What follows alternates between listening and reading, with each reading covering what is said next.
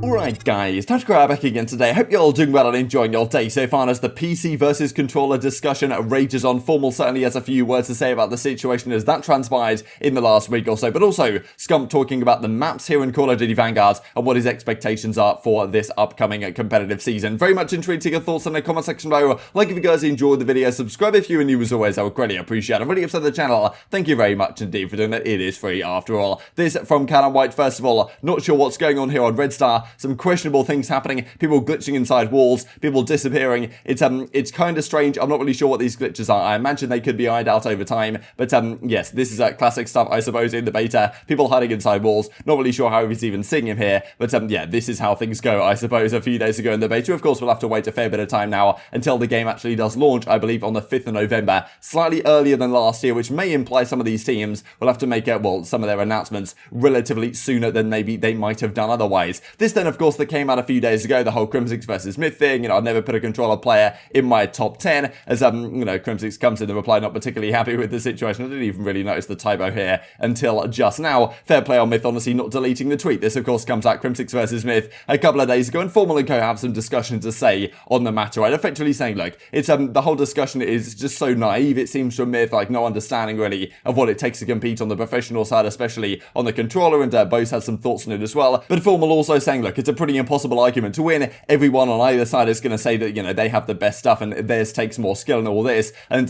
you know, it's pretty impossible to actually get the other side to budge in that sense, but also it's kind of like a stupid argument at the end of the day anyway, and you know, you can see talent on either controller input or keyboard and mouse, I suppose. The other discussion they had that I thought was kind of interesting was about the top 25 Halo players. I'll share for you guys right at the end of the clip I'm just about to share, because of course Ogre 2 won the number 1, which a no-brainer if you guys follow Halo. But one of the big surprises, I suppose, to a lot of people was Shotzzy, who didn't really play Halo for that long compared to the massive history that Halo has over many, you know, decades plus, really. It's, you know, kind of Shotzzy getting 14th was a bit of a surprise, and kind of interesting given the fact that, the OpTic Shotzzy is likely to be a thing relatively soon. That, kind of, well, you know, Maniac here, and Formula kind of suggesting maybe it's, well, it didn't really make too much sense for Shotzzy to be on this list, despite, of course, playing for a few years in Halo 5 and being the best player and winning the World Championship. Maybe that doesn't quite compare to the history that some of these other players have. The thing is like, why would he tweet that, though? Like, was that Myth? Like, why would he tweet that? He means it. I don't know. Just like, look, bottom line is this. That thought? I just don't underthink.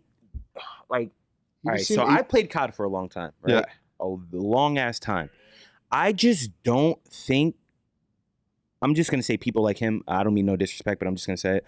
People like him. I don't think they understand what it takes to kill someone like Formal, Scump. Yeah. Or even to go like I don't like. Yeah. Well, I don't think he played.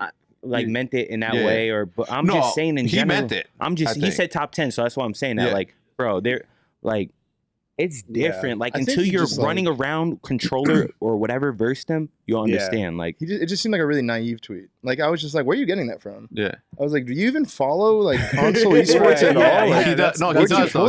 He does though. He does. He does. 100% he does. Does he? Yeah, because what's he watching? I don't know, but he used to watch Halo something up until that. Because he used to, I think he was a fan at one point of the scene. Dude, I just think the biggest thing, I just think the most like pointless part of all of it is just the argument in the first place. Controller versus mouse and keyboard. Like, you're never gonna get the other side to switch over. There's just no way you're gonna convince the other side. Like, bro, trust. We got the best. They're like, nah, we got the best. It's just gonna be running in circles forever. I've never. I'll tell you what, caught my attention. I wasn't offended because I know what I can do in Battalion 1944 with a mouse and keyboard, so I wasn't offended. Personally. If someone's nasty and they're gifted, then you're just going to notice it regardless, whether they're playing a mouse keyboard controller. Yeah. I mean, they could have instead of Shotzzy.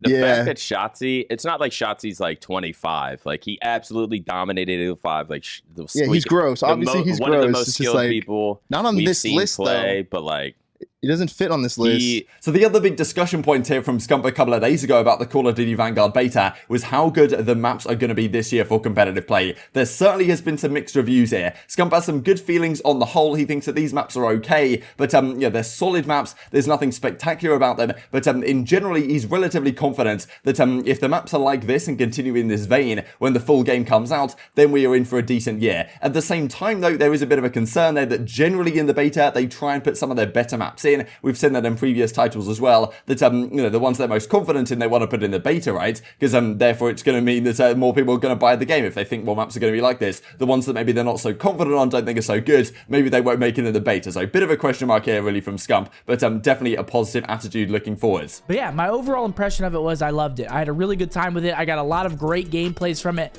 I think that people enjoyed watching it. It was very fast-paced, very, very fun the whole time. Next, let's talk about the maps. Yeah, I mean, just looking at it from the 4 maps that were released, I'd say they were pretty solid, honestly, and that's only 1/4 of the total maps that we're going to be seeing when the game is released. So, you know, if the 12 maps after those are anything similar to those, I think we're in a great spot. I mean, you know, there's other maps coming back from like World at War, for instance. They're bringing back some World War II maps that were fan favorites as well. So, you know, the base maps already, from what it's looking like, it's looking very, very good. I mean, maps were great. I had a lot of fun with them. My 1 through 4 was Eagle's Nest, Hotel Royale, Red Star, and then Gavatu. In that order, in my opinion. You guys can let me know what you guys thought. So I wanted to look through the maps real quick and just kind of give a quick rundown on what these could be like for competitive play. Hotel Royale, of course, was this one. I think a lot of people's favorite maps really here, especially for some of the AR players. Eagle's Nest was certainly right up there as well. I think for competitive, these are probably the two that are most promising, but it is kind of difficult to say exactly how the layouts of these ones go. So this is Hotel Royale, you can see right here. It's kind of chaotic, but it's pretty much just a box, as you can see. And it's pretty symmetrical. It's kind of like, it reminds me almost of like a flak tower type layout, but this could work. To be honest, it's not exactly a disaster, and this also is Eagle's Nest, I believe. So you've got of course the kind of weird stuff on the outside. It almost looks like how Summit is designed, if you guys know what I mean there, with rocks and kind of weird like things on the outside, but then some big building in the middle that kind of makes the entire map tick and makes it all work. So maybe this will be fine. I think that Eagle's Nest is probably the one that I've seen, just looks from the eye test like it might make the most sense. At the same time, the spawns have been questionable, but I think the Search and Destroy especially, this could be pretty good. I've certainly seen a lot of wagers going on this one, which seem to be the,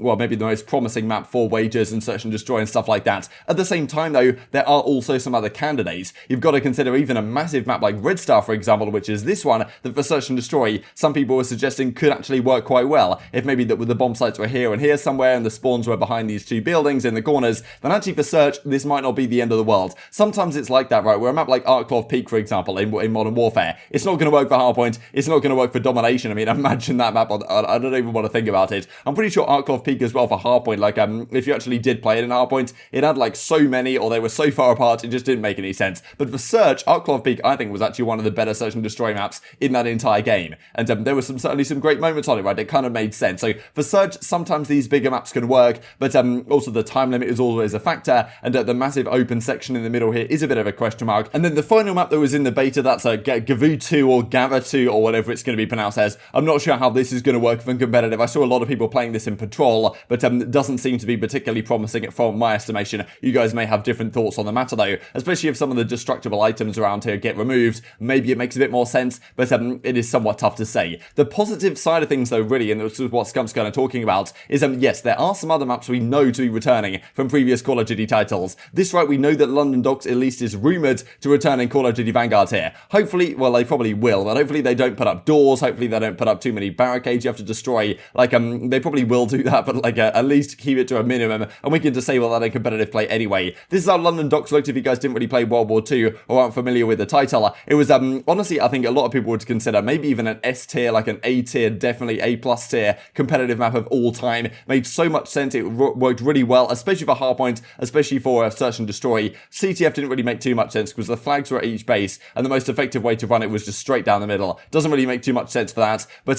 still, probably better than some other maps we had in the game. This is a very promising Search and Destroy map, probably my favourite Hardpoint map in the entire game, to be honest. So at least, well, Saint-Marie, Dumont and London Docks right up there, so that is certainly promising. The other one as well that we got rumour of relatively recently was some Call of Duty World at War maps returning here in Vanguard. Now, some of you guys may be super OGs and have played on these ones. I haven't played personally Castle and Dome from way back in World at War. I did look up what they look like from the overhead view. I'm pretty sure this is Castle, and I mean, this is, I don't know, it's kind of interesting the map layout is kind of strange, but maybe there's a way to make this work for competitive play as well. And Dome, I'm pretty sure is not the same Dome we saw in Modern Warfare 3 that was played for a time actually in competitive play as well, I believe. But it's this type of Dome, whatever this is from back in World at War. I'm not sure this really has the layout designed to be a great competitive map. So maybe Castle can be okay. I think people speak relatively highly of that one, but again, not necessarily convinced that, well, Dome is going to be the way to go, but definitely intrigued to your perspective and all this stuff in the comment section below. The final thing I wanted to finish out with I thought was pretty entertaining was this post I saw on Reddit, which created some quite good discussion. Which players, if any, did you dislike but over time it grew on you? I mean, this is just like, I think it's a great thing really in Call of Duty that you see some players that definitely rile you up the certain ways, right, when you're maybe a younger fan, and then over time you go to respect what they do